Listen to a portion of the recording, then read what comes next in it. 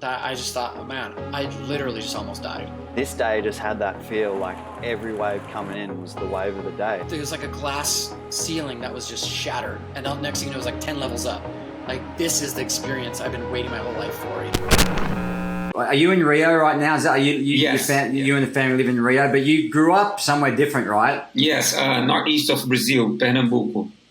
And then I was reading that there's actually some really good waves there. There's some bigger waves there. Is a good place. Well, not on the mainland, but in this island that belongs to our state called Fernando de Noronha Island, which is the same season for Nazaré.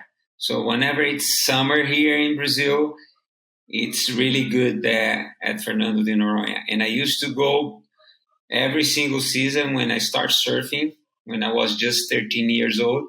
And then I went to Hawaii and never got back to Fernando Noronha on the proper, season, just a few visits here and there. But, it's a pretty good place to go. It's very beautiful, small island and solid surfing. Yeah. So I think you said, did you say 13 was when you started surfing? Yes. And how did you get into that? Was it your family, your dad, or a friend? Like, how did? Nothing like that. It was totally different. I was under pressure of, growing up as a teenage in a country like Brazil. How long ago? Like 43 years ago, or even more than that. I'm 52. I started 13. Well, it's something. Yeah. Anyway, so I had this question coming to me all the time. What are you going to do in your life? You got to really find out what you're going to be. And I wanted to be surrounded by nature. I wanted to have a good lifestyle, and nothing that people was choosing back on the time for me was good enough. I didn't want to be whatever they want me to do, And so I told them I wanted to work with animals. I don't know how to say that in English, but I wanted to be a vet. Veterinarian. I wanted to be a vet. So I put that on my mind. I wanted to be a vet. So one day I was walking by the beach at one side of the street, and the other side by the shore, I saw a couple guys, 4 guys, walking on board shorts, no t-shirts, and all colored, all over.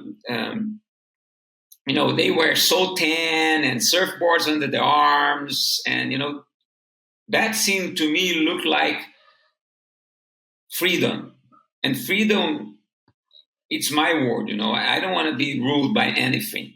And it's hard because growing up as a teenage, it's hard to hold yourself. You want to really to do whatever you have in mind, but people are holding you back all the time. And especially at that time, because the whole society was so close in mind, like people didn't want to let you do things that you want to do. They want you to be just another brick in the wall. Just follow them, just do whatever they tell you to do. And I said, well, I want to be just like those guys. I don't care. I'm going to find out what they are doing out there. So I followed them, and I discovered that they were going surfing. And I said, I want to go surf too. I want to learn. So I went back home and I started to talk a lot about that. Even before I start surfing, I start to, try to find out whatever, put me close to that sport. So I found out that some people that I knew, they had that kind of board that it's just a stereophone, it's not a proper board, those boards that you just buy in the store and it's really cheap, but you go to the beach and you just, you ride waves on your chest. So I used to ride waves on my chest all the time and go back home, all rash all over, super tan, because where I come from, it's always summer, super hot, just like Hawaii, even hotter than Hawaii. And then one day I got a cousin and he said, I got a surfboard. I'm not using the surfboard. It was a lighting boat, single fin. And he said, you can use. I said, oh, amazing, I'll try, I'll give it a try. So I took the board, it was super heavy, and I was a small kid, and I showed it to my friends, and they knew how to surf already, but I didn't. So one friend said, I push you in some ways. And I will never forget that day, the first day that I stood up on a surfboard, in a real surfboard. And I got a couple waves, and then I fell, and the fin hit my head and opened and cracked my head a little bit, and it started to get blood all over. And then I was crying, and I went up to the building, because we were living right in front of the beach. And my mother, she's a Nazaré. And so I came to her and said, oh, wow, I broke my head. And she said to me, come on, shut up. That's nothing. Just go inside the shower. Let me have a look. So that's how I started surfing. And, I fell in love. That day after I stood up, I fell in love. So then I started to get more sessions after sessions, because I was living right in front of the beach. And then, I felt that I was doing pretty good, I was about to turn 13. It was just before, like a month before 13. And I had this idea. I told my father, listen, that I want a surfboard. And he said, why you want a surfboard? I said, no, because I want to surf. I just got a board from my cousin, and, it's a good board, but it's a really old board. And my friends, they told me that you can have a better board. Back on the time that they were doing like the twin fins.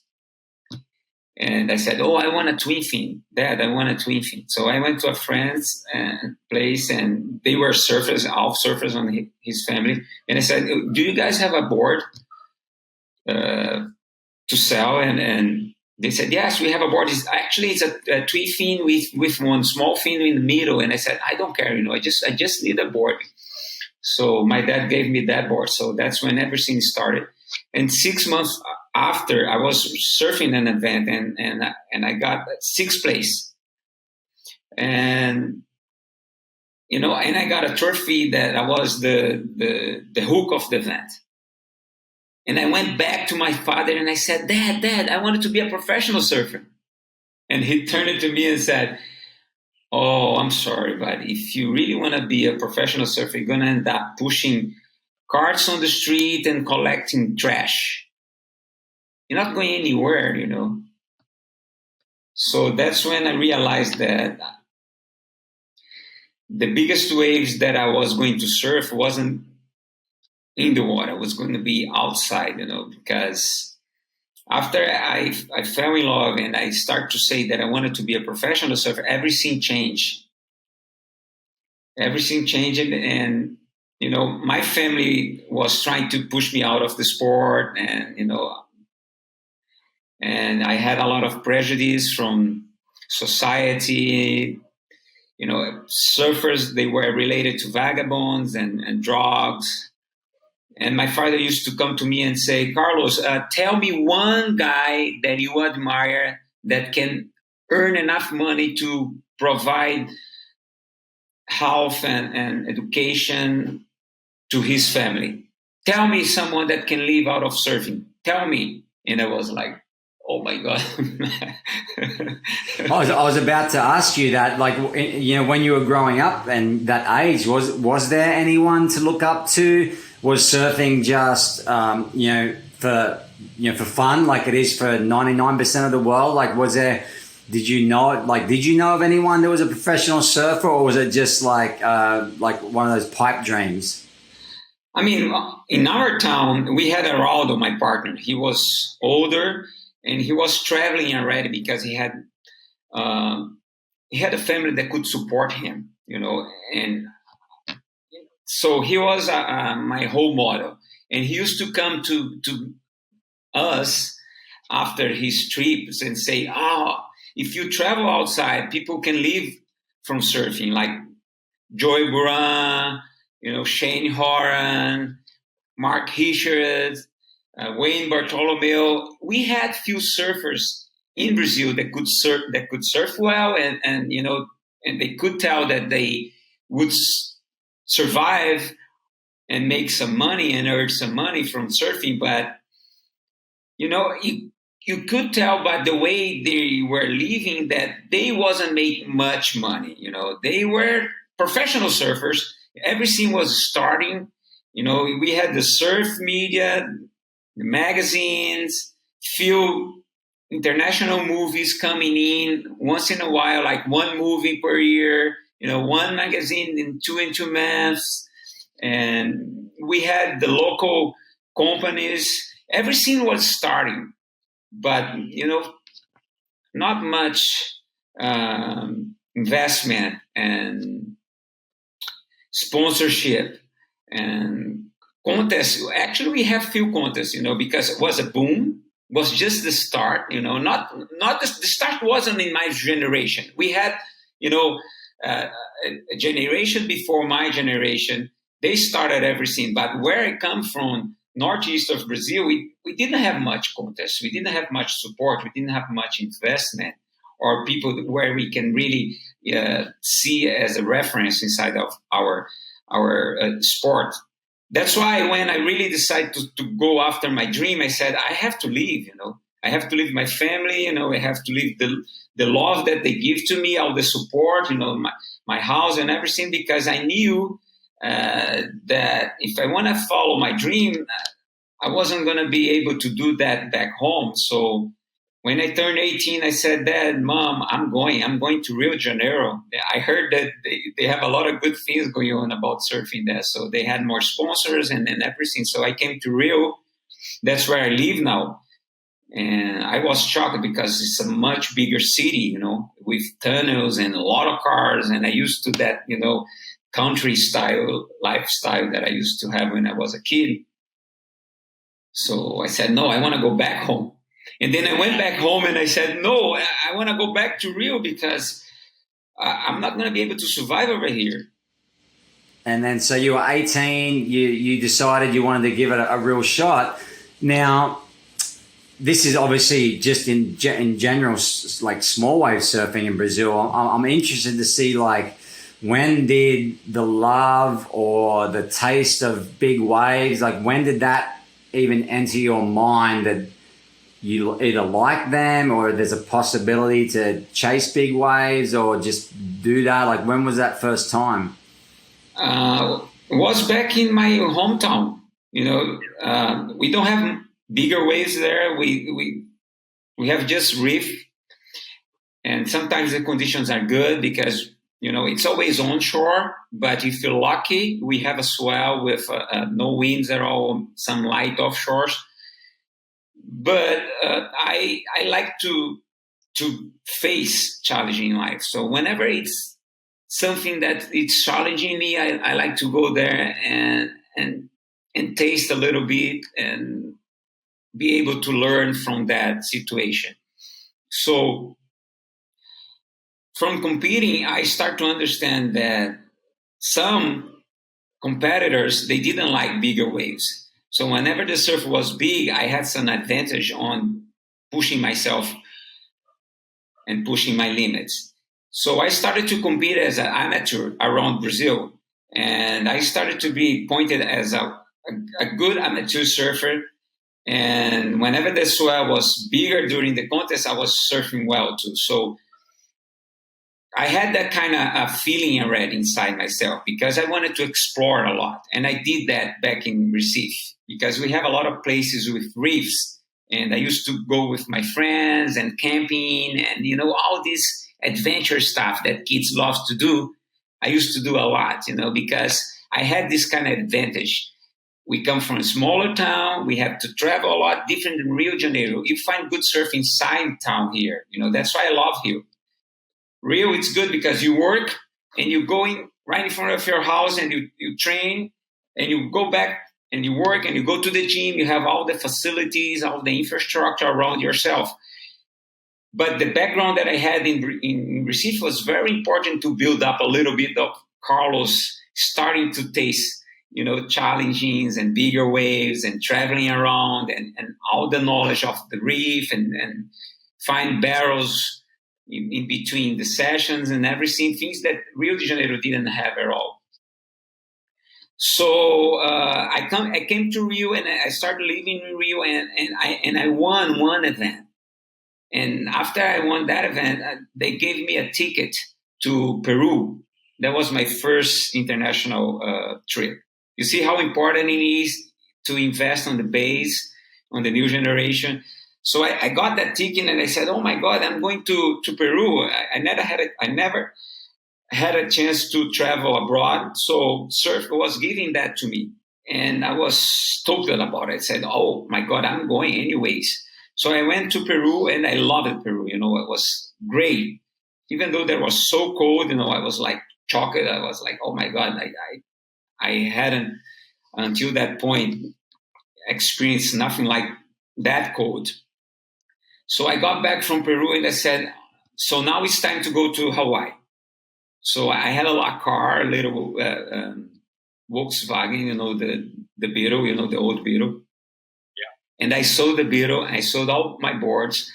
And I started selling everything. And I went after my family. I said, "I'm going to do the trip of my life. My dream is going to Hawaii. Can you guys just, put in some money?" So I started selling things and begging for money in between my family. And at the end, I had enough money just to buy my ticket and survive for 3-4 months in Hawaii. And what year was that, Carlos? Do you remember? 87. 86, 87.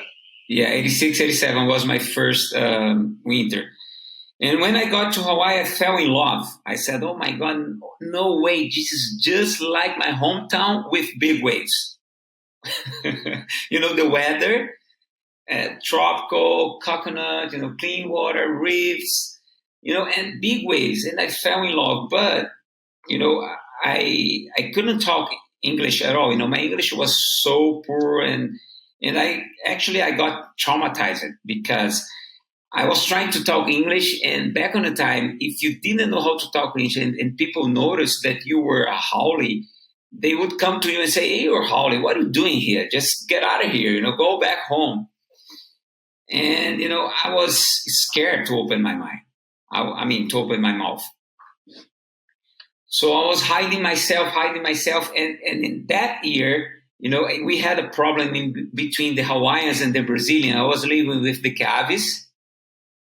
And I was like, "Oh my God, I can't believe my first year in Hawaii and I'm having this trouble." But I was a new face. So they didn't know that I was a Brazilian yet.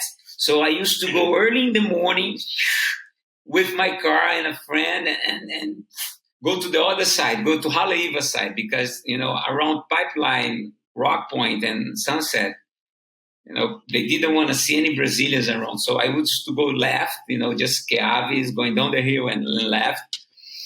And I spent my whole season there, and I just loved it. I said, by the end of the season, I promised myself. I got a lei from a friend from Bahia, another state from Brazil that belongs to Northeast. And he comes to me with a lei that he'd handmade the lei for me and put on my shoulder. And he said, "I pray." And I look at his eye and I said, "Kai, I promised that I would come back every year. And that was a really serious promise. I was committed to accomplish that. Was until now 34 seasons. Injuries, no sponsors, economy really bad. Everything happened between when I first went to Hawaii, 86, until now. But because I promised, I went back. I did everything. Sometimes I went back just for a month, but just to say I was here, or with an injured, anything, but I went back. And I didn't know that promise that I made and all that effort that I did was turning me to be one of the professional big wave surfers, because back on the time, we didn't have anything related to professional big wave surfer. There wasn't that title at all. You could be a free surfer. you could be recognized as a good big wave surfer, but you couldn't earn any money. You couldn't make living out of surfing big waves. You know that, you are younger than me, but you couldn't just say, I want to be a big wave surfer. Today, the kids, like Lucas, what are you doing? You're not focused. You're not making, anything. You're not getting the best out of your talent. You were wasting money, because you were such a good surfer, So I got Lucas to coach him as a guy that has a lot of experience, and I knew that he could be a professional big wave surfer. Back on the time, you had to do because you love, So I did because I loved so much, and I don't regret. And I think that's really good, Jamie, because you don't confuse your mind. Imagine yourself trying to be a big wave surfer and pushing so hard just because you wanted to survive. For me, it was the other way around. I just hated to compete in small waves. I did because, I had sponsors, but I loved big wave surfing. So I was doing anything. So because I wasn't mature enough, I lost my sponsors. I lost my sponsor. My sponsor said, "Oh, forget about Carlos. He doesn't want to come back from Hawaii. He doesn't want to compete in small waves. He's always grumping about small waves." So I went to the bottom of the well. I was with nothing. And that was a really good lesson. That was the best thing that happened to me, because I looked around. I said, I have no sponsors. What I have to do to be close to my dream. So I had a little bit of experience at that point already. And I started to buy surfboards, surf trunks, leashes, decks. And I knew that I could sell in Europe for good money. So I was packing up everything in Brazil, buying because of the currency here was just like now, euros right here. If you have a euro right now, it's like 6.6 times. So you buy a surfboard here very cheap, and you go to Rossegol. You open a tent. It used to be like that. No, not anymore. You cannot do that anymore. But it used to be like that. So I used to open my tent there with a few other Brazilian friends, and okay, let's sell boards, sell bikinis, leashes, everything. Surf the waves, competing, and then go to Bali and surf. A good season at Bali, and buy all the stuff at Bali, silver, clothes and everything. Come back to Brazil and sell, and then go to Hawaii. And I was following my dreams. Yeah, I was following my dream, because I knew that if I could go to Hawaii every year, could go to Bali and Europe, I was doing well.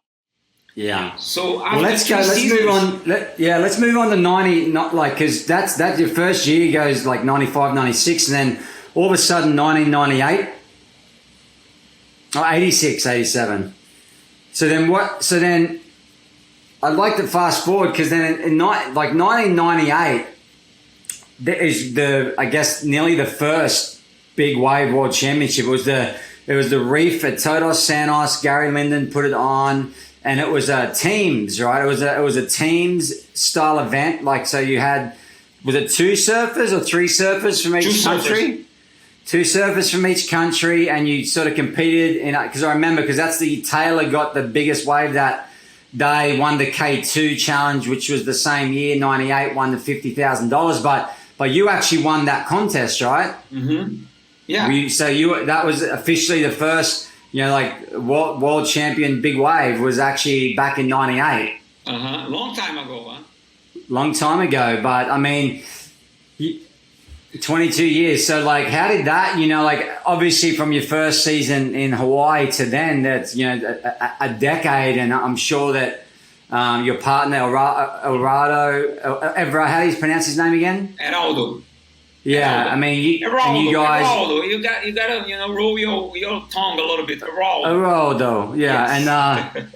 And you guys probably became tow partners, and then the whole, the jet ski as well. I know you were right, at the start of the tow-in revolution as well. So at that stage in 1998, are things starting to move forward? You got more sponsors. You've obviously you've been selected for Team Brazil. You win that contest. Things must be going well at that stage of your life. For sure. But you see how it was important for me to really lose everything, because when I got back and I got recognized by surfing, big wave surfing, was when I was 25 to 26 years old, just like 4 years before the event at Todos Santos, 98. So I started to get recognized by the companies here in Brazil and got some money and sponsorship to travel. So instead of selling clothes and surfboards and bikinis, I was getting paid to go to Easter Island, to Peru, to Indonesia, to Hawaii. And then I said, oh my God, now I got a second chance. And I'm doing what I really want to do. And then I focused a lot. So when I got that opportunity at Todos Santos, I was going against my idols, people that I admire a lot, like Brock Little, Sean Bradley, Tony Ray, Ross Clark-Jones, Peter Mel, Taylor Knox, Macaulay brothers, a lot of guys that, I was just surfing with them for the last 10 years, admiring them a lot, but I didn't have my name on the sport yet. And I knew that day was my day. I had that on my mind. I said, I don't know if I'm going to win or not, but I'm going to give my best. I just don't care, So when I won that, everything changed in my life. I won, Rodrigo was fifth, and then Brazil won as a team and individual. And, I got back to Brazil and we were referenced in our country and we were referenced in the world because we became big wave world champions. And before that, we were seen as small wave surfers. Brazil that had that reputation of surfing really well on small waves, but not so good on big waves. Today, it's okay. We can surf big waves, we can get some barrels, and we can win some titles, but not back on the time. And that was really hard to overcome. And the most important thing for me, honestly, wasn't the title at all. I wanted to do this changing on people's mind, I want them to change their mindset, especially because when my father said to me that I wouldn't be able to survive as a surfer, I looked at him and I said, I'm going to prove you that I'm going to be able to survive as a surfer. And I don't want you guys to be so hypocrite and look at me and because I surf and put a label on my head. We can't judge people just because what they do and how do they look like. And the same thing happened at Todos Santos. I wanted to prove you guys that, okay, I don't have big waves back home, but I can train hard and I can become a big wave surfer, And I was feeling so proud of our country. And it's good to tell that Gabriel Medina was 5 years old. He wasn't surfing at 98. So he starts to surf when he was 9. And he wasn't how can I say that? He wasn't traumatized by this image that I was, because if I had a really weak mind, I would end up believing that I wasn't able to surf big waves. So when Gabriel Medina started surfing, he was already a big wave world champion. He was motivated to overcome other levels, but not that anymore, And that's how my life works. I'm motivated by changing people's mindset more than winning anything, That's how I like to see my life. That's how I pursued my life. No, yeah, I know that you've worked really hard and, you feel like you've been probably the underdog and I feel like that's a lot of big wave surfers feel like that and that's why they're so successful or they're so resilient because there's a lot of stuff that goes wrong when you're chasing big waves, like whether the swell doesn't come or, boards don't make it. There's a lot of stuff that can go wrong, that can derail a trip or a session. But I feel like, big wave surfers and, the good ones can really adapt on the fly and overcome adversity. And I know that's what you've done. I feel like, part of me too, growing up, it was just nearly like trying to prove everyone else that, this is what you can do, you want to do. No matter how, the harder people say you can't, the more you want to push that you can. Yeah, and, you're right. Yeah. So that's a great. I mean, that seems like '98 is the kickstart for Carlos Burle, because I think in 2001. I mean, at that stage, I'm guessing the towing is coming in. So towing in big waves, you're still paddling big waves, obviously. Like still paddling at Waimea out of Reese, but then in 2001, I'm pretty sure you tow into that giant wave in Mavericks, right? That's at that stage, and you win the double XL award. I think they was 68 feet, right? Was that 68 feet and the world record? We broke the world record. Yeah. Yeah, and so I mean, at that stage, are you you're fully chasing swells, whether it's tow, whether it's paddle? You guys are. How it is. You're putting skis in places. You got, you're going to Jaws. You make sure you got skis, and when you go to Mavericks, you've got skis. So you're really starting to put in place, what we all do now. We're trying to have boards and equipment certain places. It seems like that was really the start of when there was. I liked it that back in then, because I loved the tow, because you had teams. You were known as a team. It was like Laird and Dave Kalama, and it was like, Garrett and, whoever he was with it, was it, he goes with Keir Lee, he went with Rodrigo when he won the World Cup. So, everyone knew their partners, Shane and Ian Walsh, and there was just like so many different guys. It was such a cool time in the sport. So, are you at this stage just fully committed to chasing every single swell around the world that you can find? For sure, you're totally right, 100%. Especially because I never had the advantage to be at my place and the right to score the best wave of the swell. So I had to overcome those obstacles and be able to create an environment that would be more sustainable for myself. And I couldn't just sit in a position where I would stay in a comfort zone like the local guys, So I had to think ahead and try to be everywhere.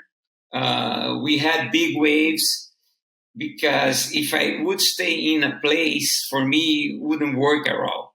So I had to work harder, being able to make more money, to build up more infrastructure, to have a routine with a lot of training. You know how it is to maintain yourself focused in a routine. Traveling around the world is not easy at all. You have to really have this determination, because sometimes you are in Hawaii and you have to fly last minute to Europe, and the time change is so different.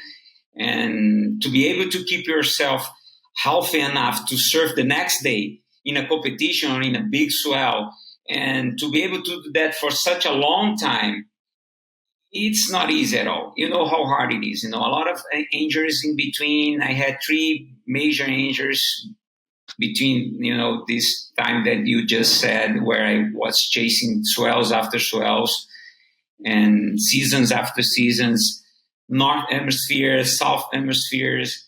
And I had 3 ambulance rides that I would never forget in Hawaii. So I can tell you by heart, from my soul, that everything that happened in my life was because I really love it, and because I had all my traumas that I carried from my childhood and from lost everything. And I was a competitor back in Brazil. And I went all the way to the bottom of the well. And then I realized, and when I got back, I said, listen, Carlos, might be your last chance. So when everything started to come together in my life, I started to get a sponsorship. I got some clothing sponsorship, energy drink sponsorship, and car sponsorship, and I started to say to myself and everyone that was surrounded my elements, I was started to say to them, listen, we're not going to live this anymore. Life is like that. This is the only moment that we're going to live. This is the present. And let's do it. Let's do our best. Let's put our energy. So we built up a team in the water, and we built up a team outside too. So we didn't have the Brazilian storm movement in Brazil. So back on the time was Carlos. Maya wasn't there yet.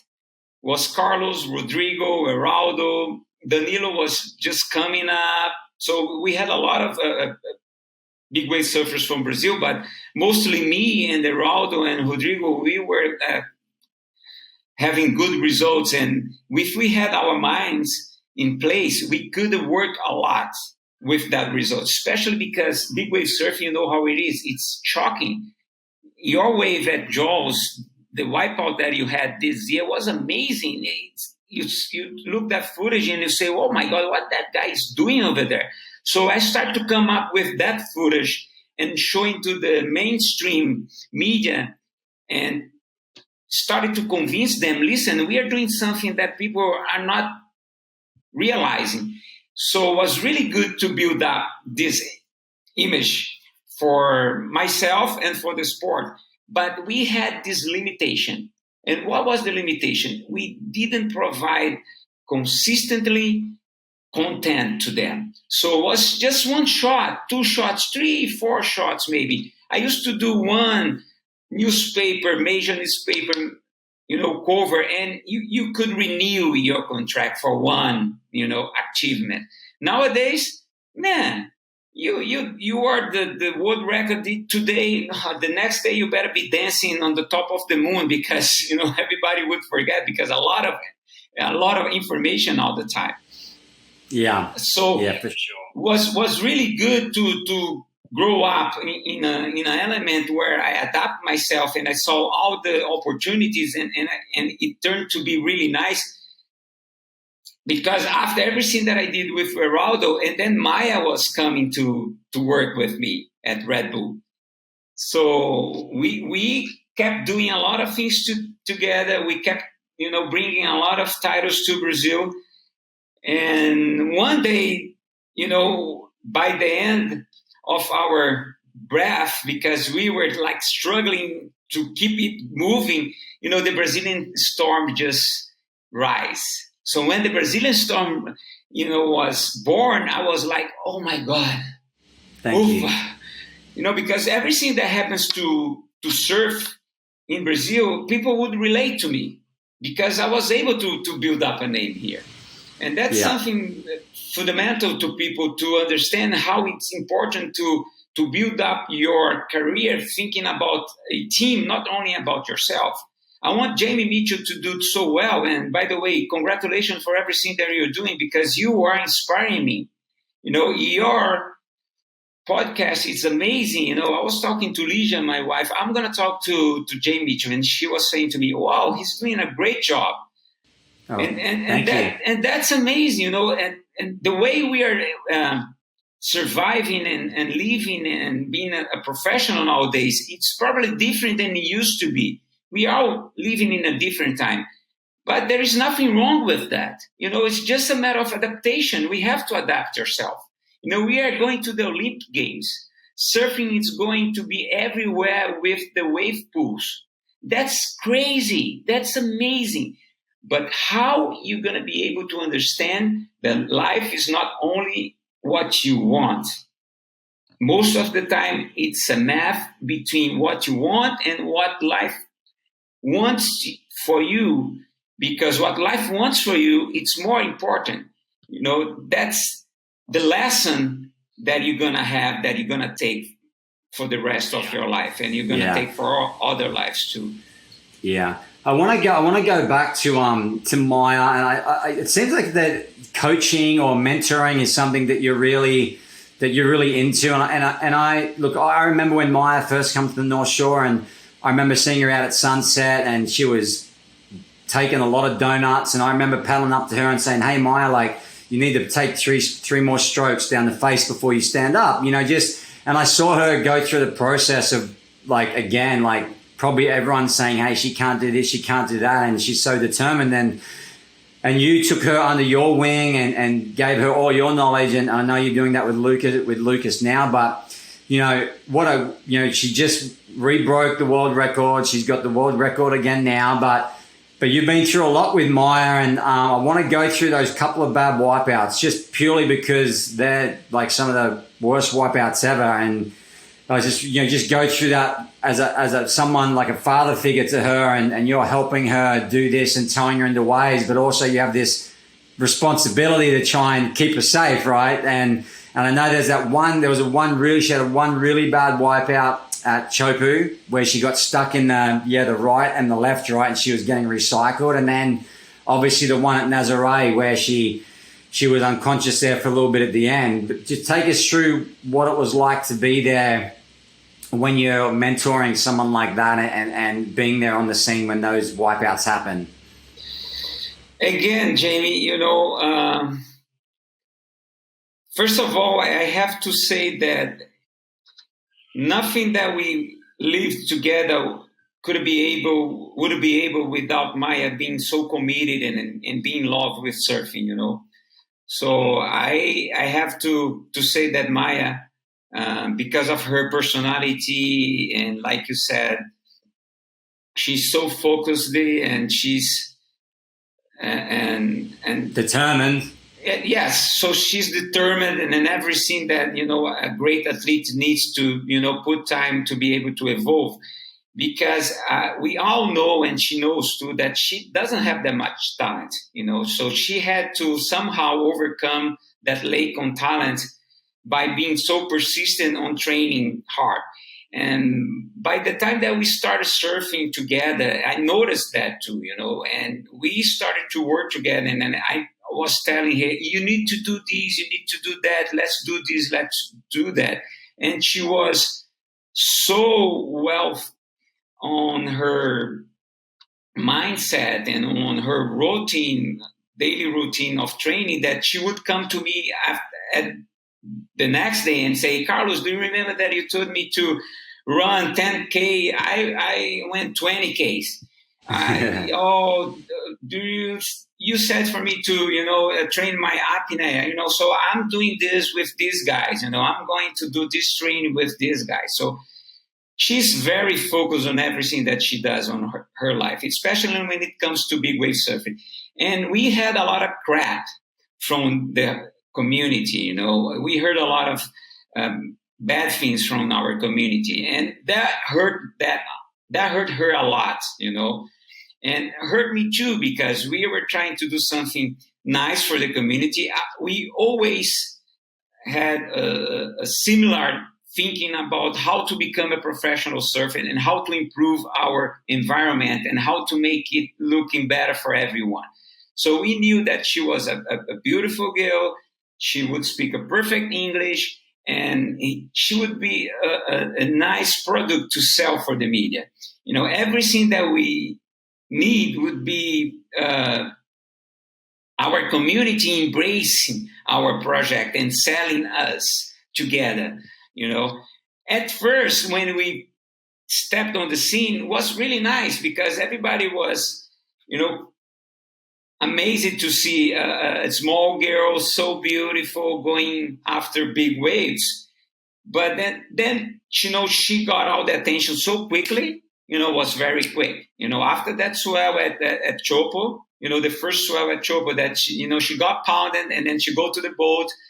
And, I think Jaimana took at her and led, rescued her, and she went to the boat, and everybody was like, oh my God, that wipeout, she's not going to surf anymore.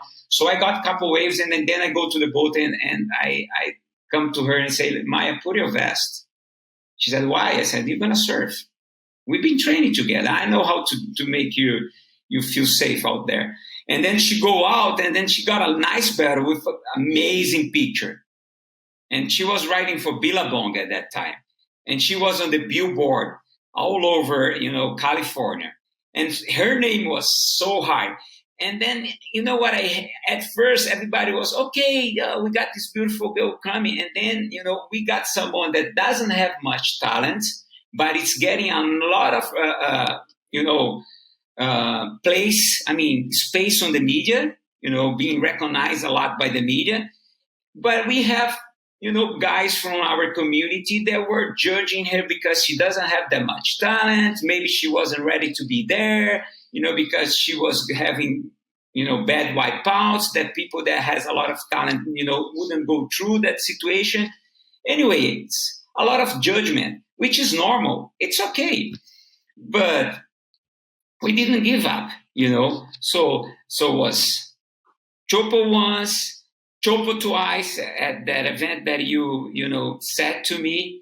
You mentioned, that she got a wave. That was one of the first wave of the set. And then, a huge set came at the back. I think was, that set that Bruce Iro got one huge wave. And, I can't, our friend, they got that magic wave that everybody, we have what's his name Nathan again? Fletcher, yeah. Nathan Fletcher. He got that wave. And, at that set, Maya was in between the rocks and the current, got pounded. And I was trying to rescue her, and then Poto got her, and she was okay, To be honest with you, there was a lot of overreacting. Wasn't that bad at all, We took her to the ambulance, the paramedics told, no, she's okay. She's wasn't that bad, but, everybody overreacted and people wanted to say something, and I think Kelly tweeted something, and exchanged some, message with her, that was private, I'm not going to say because, we were friends, me and Maya, very close, and she was showing me, Kelly sending this message to me, and, but anyways, I don't want to bring that because that doesn't belong to me. But people were trying to push her to maybe, not surfing big waves anymore. But Maya would never give up. So we went to South Africa together. We got some really nice waves there. And what's really funny because at first, when we start surfing, I always have this kind of approach with people. I don't want people to think that I'm pushing them in a way that they're going to be dependable. I want to push them to be, how can I say that? I want them to be independable. I want you to survive by yourself. I don't want you to depend on Carlos to surf big waves. So you're gonna ride the ski. You're gonna rescue me. You drive the car. You're gonna back up on the ramp and put the ski in the water. You're gonna flush the ski. You're gonna do everything. And she was doing everything. So she had all the procedure on her mind, and she was following the procedure. She was following the protocol. She was delivering her missions all the time. And I really liked that. And I remember one time when we were together after Garrett got that big wave at Nazaré and he broke the record. And we looked after each other, and she said to me, hey, Carlos, what do you think about Nazaré? I want to go there. I want to break the world record. And I said, Maya, first of all, there isn't any world record for women, we got to change people's mind. So everything that we did together was a long way. It wasn't easy at all. We had a lot of bad mouth, from people from our community all over the place. And the pinnacle of everything was what happened at 2013, that rescue that wasn't, the perfect rescue, but at the end worked it out. And we put our lives on the line, but we were used to it and we're still doing it. She was training hard, she wanted to be there. She said to me, "Hey, Carlos, if I am there for this swell, are you going to help me?" I said, "Maya, you know me. I'm going to help you anytime. But please make sure you go and surf, because every time I put my time to help you, I'm not surfing. And I'm not there just to help you. I want to go surf because I'm a surfer. I love big wave surfing." And there was something that we had to work a lot on our relationship, because I was feeling that I was getting my performance downgraded because I wasn't surfing with the best partner all the time, because she wasn't, the best driver or the best rescue. But I knew, on the other hand, that we were breaking a lot of prejudice. We were pushing the bondiers for the big wave surfing for girls, and we were opening a lot of doors. So that was something that was giving me a lot of energy, motivation. And after the rescue, Well, what's funny about that, Carlos, is now that she's recognized as one of the best jet ski drivers in Nazaré. You know what I mean? So it's it's like anything. You just the practice and the work that you put in, and that she's done with other people as well around the world, is now she's got an all round game where if you were to go out with Maya, she would get you amazing waves out at Nazaré. She knows how to drive the ski, she knows how to rescue and all that stuff, and that just goes to show the determination, the will, and just the love that she has for what she does, and you've got to respect that. It's I think that she's done an amazing job, and she's you both did, and now you have Lucas, a guy that's got all the talent in the world, and a guy that's got the world at his feet. Seems to have no fear, can surfs a shortboard really well. It's just a really amazing all-round surfer, and sort of just came onto the scene like 2 to 3 years ago, and has just taken it by storm. And I think along with Kai is probably the most young. Well, he's younger than Kai. He's the most youngest exciting talent that we have right now in big wave surfing. Well,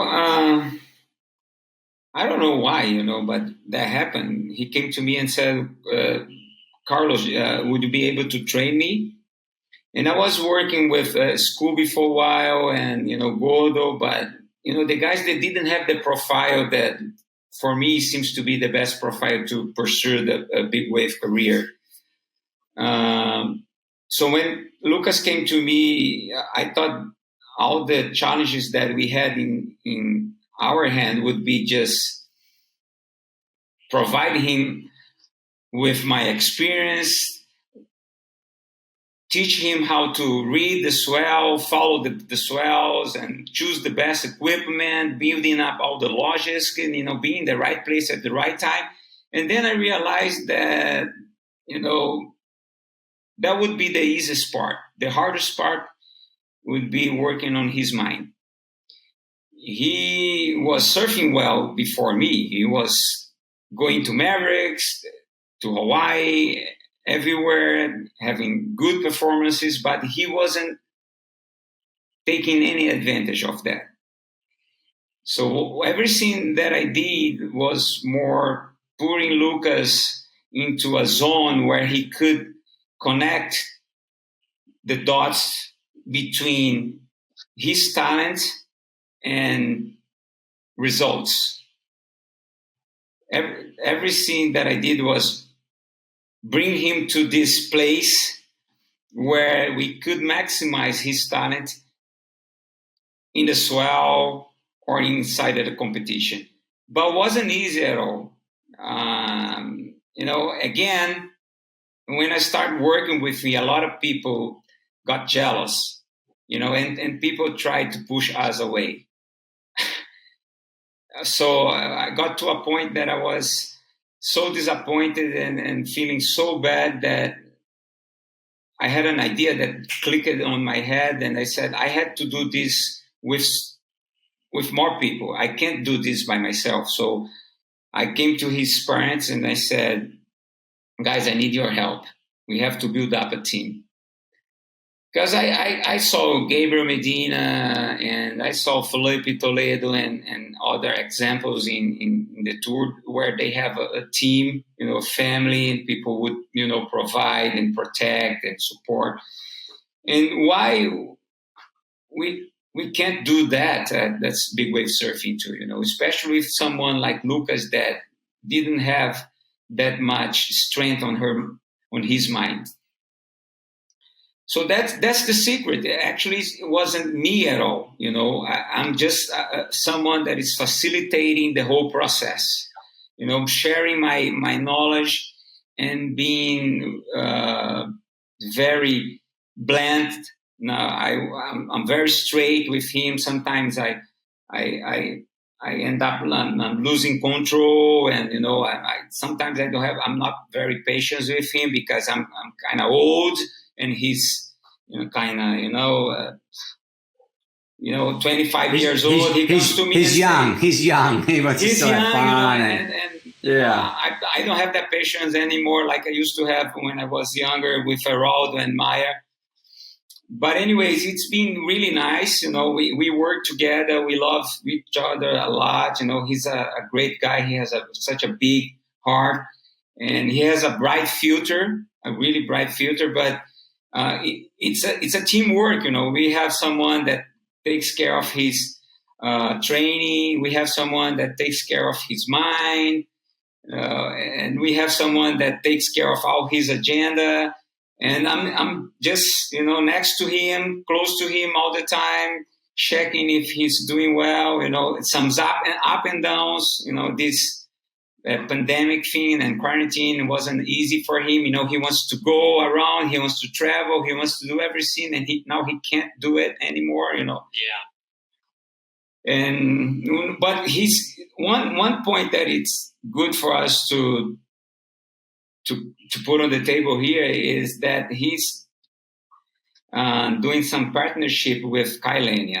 And imagine yourself back on the time when we first started doing towing and everybody was looking for the best partner.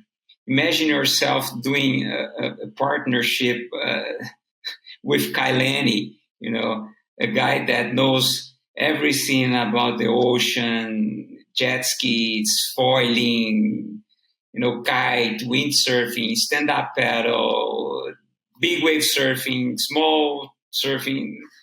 So I'm trying to tell Lucas, hey Lucas, what are you living right now? It's amazing, what a opportunity you have in your life. I know that you're gonna have a lot of questions in your mind. Is Kai Lenny the best guy for me?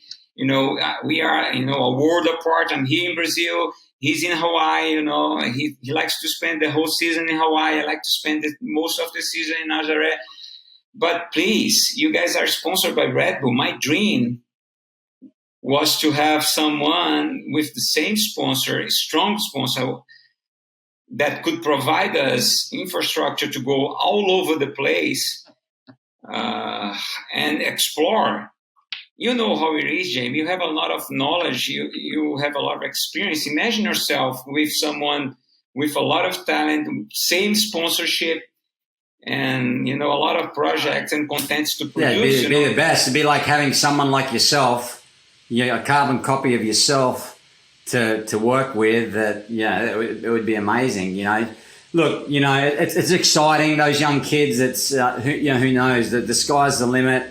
I just think I wanted to touch on Maya and Lucas, just because I know that you've done a lot for those guys and just in big wave general, itself, and so big wave surfing itself, and I want to move on to just some of the highlights, Carlos. I know you won the world title again, the first world title.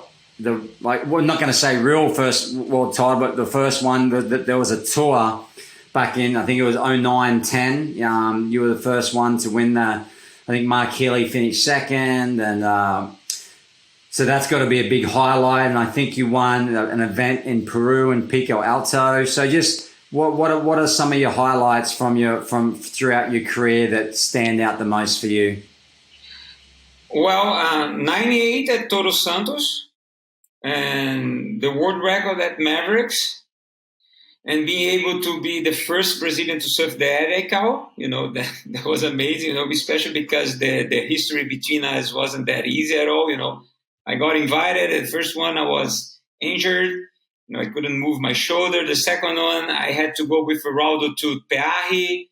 I got kicked out of the list, and I earned my invitee back to the main list. And then finally, in 2009, I was surfing the area, and I was so excited about the opportunity to surf that I didn't focus on the rules or anything. I just wanted to go in the water and be able to surf, and it was amazing.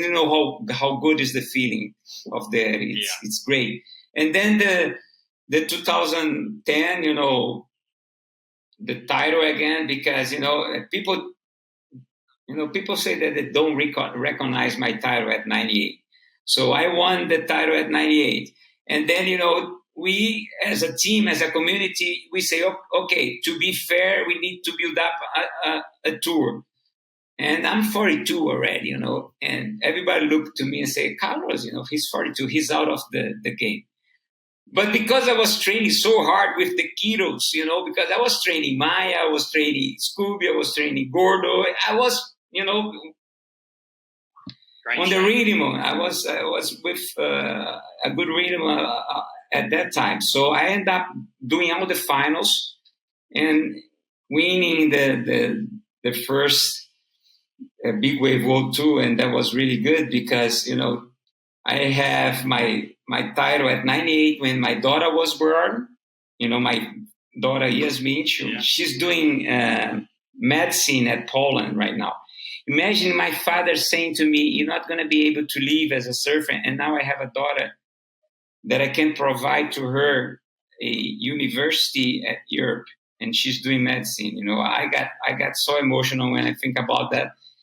And then when I remarried, my second wife, she got pregnant, and we have our little boy, Hanokai. He was born in Hawaii, and that same year, I became the world champion again. Wow! So that's good, And then a vasectomy. Oh, that's so that you're gonna have another kid. You win another world title. Yeah, and those things, and of course, what happened to me and Maya at Nazaré that day. After the rescue and everything went fine, she went to the hospital with the paramedics and with our athlete manager from Red Bull. I go back to the water. I end up helping Felipe Cesarano, Gordo, and Scooby. At the end of this session, I ask everybody, "Can I have one wave, please?" And people start to say, "No, the authorities are closing the harbor. It's messing right now. The tide is too high. The wind is coming up. The rain is coming up." I said, "No, one wave." And then I got that wave. That wave was amazing, And everybody said, "Oh, that was the biggest wave." But my community said, "No, that was a shitty wave." But that's okay because until now we don't know how to measure waves. We're just guessing, and that's okay. Yeah, that's funny. So what I'd like to just touch on equipment because it seems, especially with Nazaré and how fast you're going on a board and with the toe boards and the fins. I feel like the fins. And that's something that you worked on. I know you worked on because I ride I've got a set of your fins from Future Fins. You produced Carlos Burle, the quad fins. Now, how did that come about? Did you have did something happen with some fins at some stage that made you want to work on your own ones, or how did that all come about? Like working with Futures was just because back on the time when we first started towing, Laird and his crew was using a lot the small fins on the front and the bigger fins on the back, and I started to notice that I was skipping a lot because I'm super light. So I told Geraldo, I'm skipping too much, I'm not trusting my turn all the time. So I came up to the future Fins guys and I told them, listen guys, we be kinking a lot. We are going super fast and not feeling comfortable. Could you just draw the same design of fin, but with a bigger outline? And end up being very good for me. But listen, for me, maybe not for you, maybe not for another guy, but for me, end up being a really good choice. And I still use them until now. And people really like them and start to use them as a four themes too, with the same angle and foils and everything.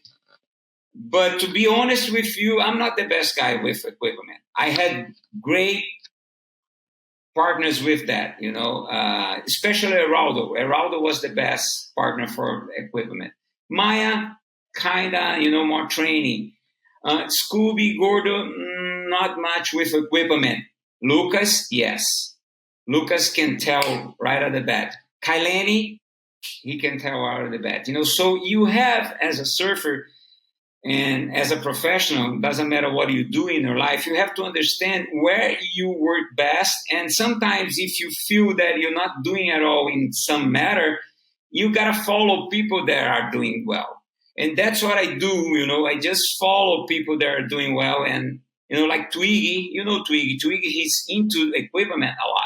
You are into equipment a lot. Camper, he's into equipment a lot. Most of the top guys, they are into equipment a lot. I wasn't. Why? Because I was into be able to survive, to maintain my career, to work with my sponsors, to be at the right place at the right time. Some people, they don't think a lot about that. I had to think a lot about that. I had, why? I was talking to my boss the other day, I was teasing them and say, listen, you can't let me down because if you let me down, what kind of example I'm going to give to the next generation, someone that worked so hard like me, it's better to be successful, because that's a legacy that you're going to provide. So when it comes to equipment, of course, I can understand my big wave boards. I can understand my fins. But honestly, I'm not the best guy. You know why? Because I've been with the best guy with equipment, and I know how it works. A guy like Twiggy, he travels with 10 different sets of fins. Big boards. He got like 2 huge bags of big boards. Man, you got to be crazy. How much those big boards in a bag they weigh? That's super heavy. And, you have to really have that mindset on equipment and be able to do that. So I was more like, okay, I will leave my boards in South Africa. I will leave my boards in Hawaii. I will leave my boards in Portugal instead of carrying all my boards all over the place because it's hard to travel with them. Yeah, for sure. Well, you've got to know when to hold them and when to fold them, and you got to know what you're good at and what you're not at. And as soon as you can, if you're trying to kid yourself thinking that you're good at something and you're not, well, then it's a waste of time. So. But all right, well, Carlos, I'm going to finish off with 5 questions that I asked most of the guys and girls at the end of the podcast. 5 to finish, and question 1 is, what is the best big wave in the world? Jaws. That's a pretty common answer. Yeah. Number two, the scariest or heaviest big wave. I would say Chipstern. Huh? That's scary, and you never know what's going to happen. Yeah. Okay. Cool. Have you been there? What big wave? Sorry. Have you been there? I've been there. Yeah. It's intimidating. It's just, those. It's cold. It's sharky. The cliffs are right there. You've got the triple up steps, and those Tassie boys are freaking crazy. So it's it's a crazy wave. Okay, question number 3. What big wave haven't you surfed that you would love to surf before you can't? The right and Shipstern. Nice. But I'm not sure if I'm going to be able, but I want to. My head wants, but my body. Yeah. Well, as long as you're mine. My body, I'm not sure, but might surfing at the channel maybe. Yeah. The most underrated big wave in the world. Underrated big wave surfer in the world or big wave? Just big wave, the wave.